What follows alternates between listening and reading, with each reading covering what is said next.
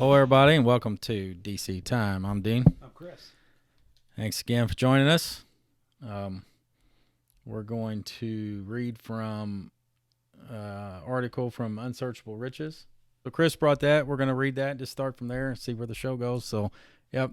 Thanks again so much for joining us. And as always, we love the comments and the encouragement we get from all you out there. Absolutely. This particular Unsearchable Riches, I opened it day before yesterday, came in the mail, and was looking at it. And the title of this article by Enoch was called "The Glory of His Grace," and then under that he had sections that are called "The Glory of His Grace in Love," "The Glory of His Grace Predestination," "Sonship," and "The Delight of His Will." And it's a neat article. I really enjoyed it. About anything I read of Enoch's, I really enjoy. So I wanted to share this morning, and then let's see where it takes us. God begins all in love. The very universe was created in the Son of His love. If the eyes of our hearts were open to this great truth, we could not help seeing that His goal must consist in the display of His affection. He would not be blinded by the intermediate processes, but recognize that these are the necessary background for its revelation.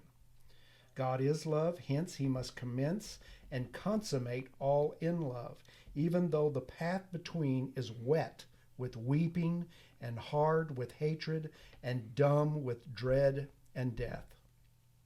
Love is the root, love is the fruit of God's whole purpose. Let us, who are privileged to enjoy a taste of its entrancing sweetness before the goal is gained, look back to its inception and fix our hearts firmly in that primeval plan. All this is godlike. It transcends our human ways and thoughts. Man knows little of what he is about, and he does not understand, far less control, the process. The future is hid in darkness. Whence he comes or whither he goes, he knows not. Neither does he know the way. But with God, the end was the beginning. The final outcome determining the commencement and the course of its accomplishment. If he is to end in being beloved by all his creatures, he must begin in love. The substratum of every step he takes, no matter how it may appear on the surface, is love. It is not simply the silver lining of the cloud, the ameliorating circumstances which attend evil, but the burden of woe is itself imposed by love for a time in order to procure its own appreciation when it is removed.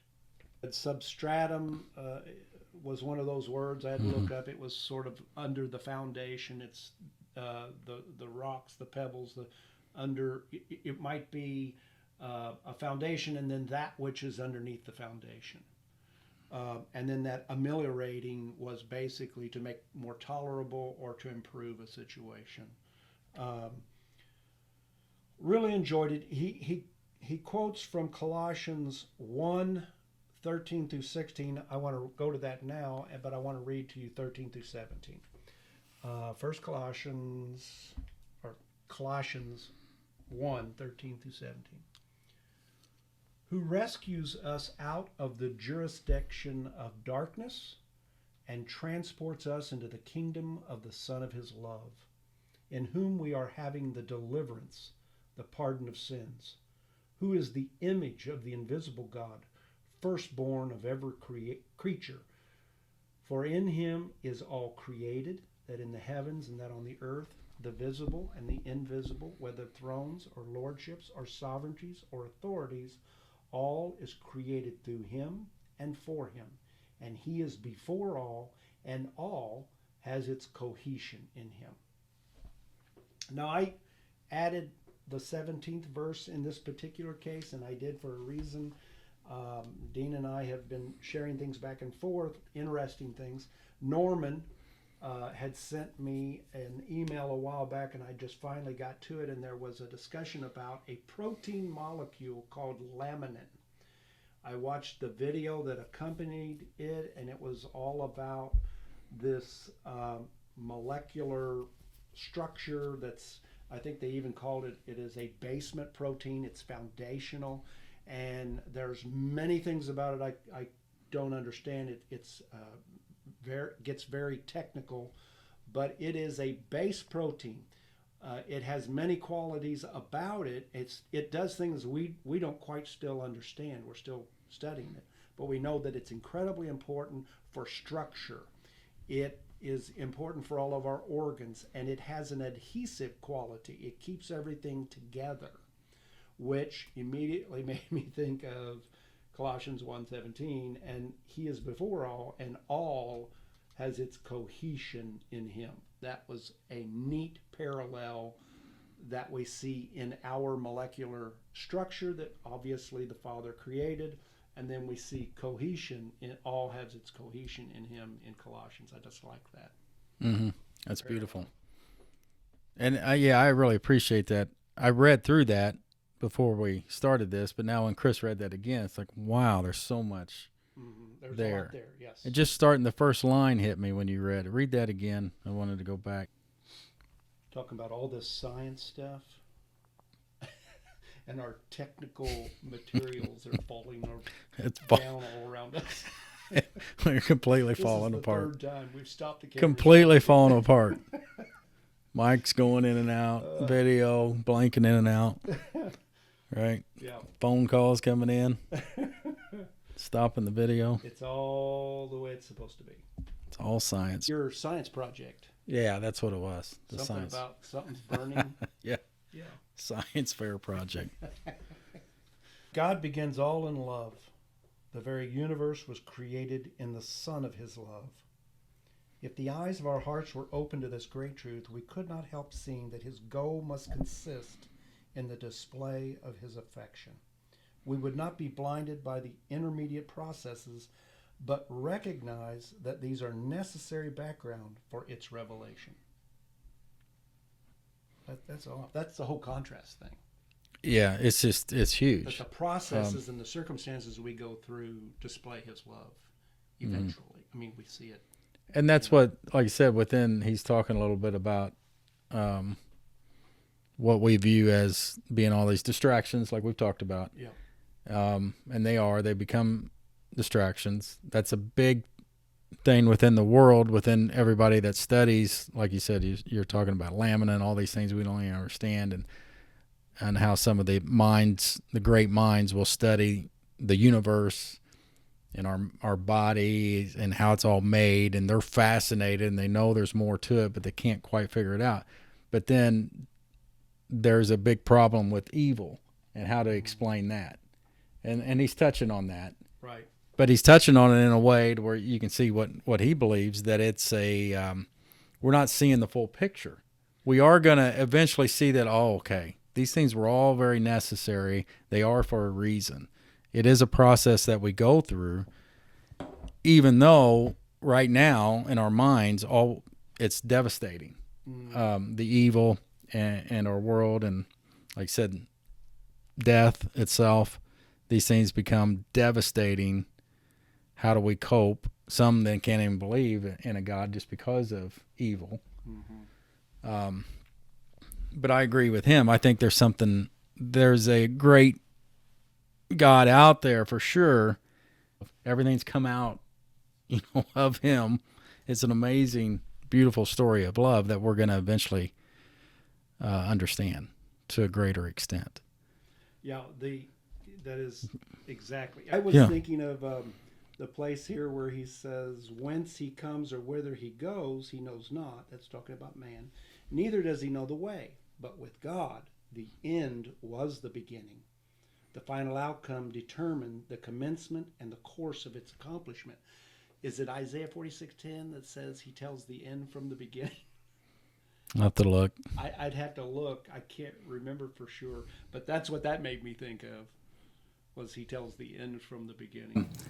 Yeah, we're having a lot of technical difficulties this morning. So now we no longer using the mics. They appear not to be working at all. So this video is going to be really edited and cut up, I would imagine.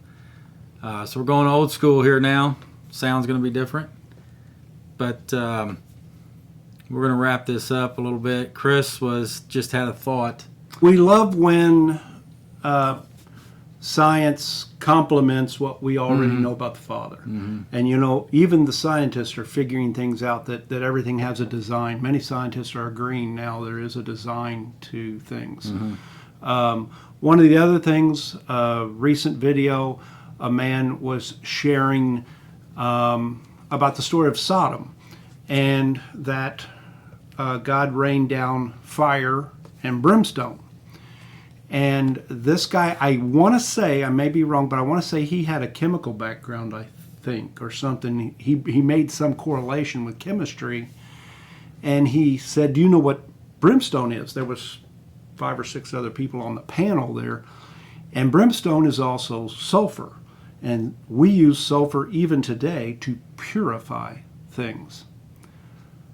So that is another little perspective shift. We think of fire and brimstone, kind of conjures up the eternal torment, the hell, the flames of hell and all that stuff. And yet brimstone is sulfur, and sulfur is used to purify things, to burn away the dross, to get rid of that which we don't want, is unwanted, and only leave the pure and clean. And then I found out that Sodom will be restored to her former glory, just as her sister cities, Syria and Jerusalem. So that was interesting, piece of a connection there between science and the Father. It's very interesting. And we believe, like I said, Chris and I, we say it all the time. Obviously, we're not scholars here or teachers or anything like that. We're just discovering things as we go, learning as we go. But with that said, we've been given enough. There again, however you want to explain it, whether you out there you believe in a God or not, what we believe, what we find, there's no fear in any of these scriptures. In fact, like I said, fire and brimstone, whatever you want to bring out, it's amazing what you'll learn when you get to what we first mentioned, that one word, that substratum. Yeah. You go a few layers underneath the surface, a few layers removed from our physical, what we kind of see. Yeah. You get a few layers under that, and all of a sudden you're in another, you're like, holy cow. Yeah. There's beauty behind this. There's something behind this. It's beautiful, based in love. Like what you just opened the video with. Yeah. It's based in love. And that's where we're all headed. That's where as a created being, we think everybody's on their journey headed toward that. Right. And so with that, like I said, I think we're going to end this. There's a clip I got in mind that I'll throw up here at the end for y'all, but hopefully the video comes together with all our difficulties today. It always does. Yeah.